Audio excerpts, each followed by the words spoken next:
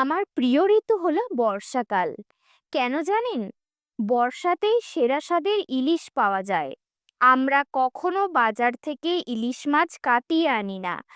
আস্ত ইলিশ মাছ বাজার থেকে এনে তার আঁশ ছাড়িয়ে মনের মতো কেটে রান্না করার মজাই আলাদা। আজ আমি শুধু পাতুরি বানালাম। এর জন্য বড় 1 চামচ কালো সর্ষে, 1 চামচ রাই সর্ষে, 1 চামচ পোস্ত 10 মিনিট জলে ভিজিয়ে রাখলাম।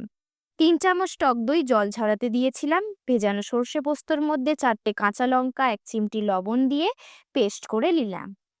মাছগুলোকে লবণ এবং হলুদ দিয়ে ম্যারিনেট করে রাখলাম।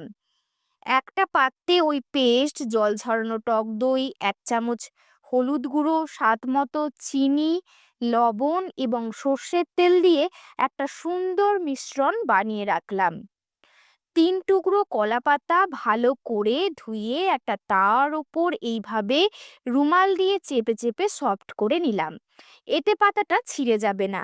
ওই সেকা পাতার উপর 1 চামচ মিশ্রণ লাগিয়ে তার উপর লবণ হলুদ মাখানো একটা মাছ বসিয়ে মাছের ওপর আরও 1 চামচ সর্ষে পোস্ত বাটা লাগিয়ে উপরে একটা কাঁচা লঙ্কা এবং 2 চামচ সর্ষের তেল ছড়িয়ে কলা পাতাটাকে এইভাবে ফোল্ড করে সুতো দিয়ে বেঁধে নিলাম।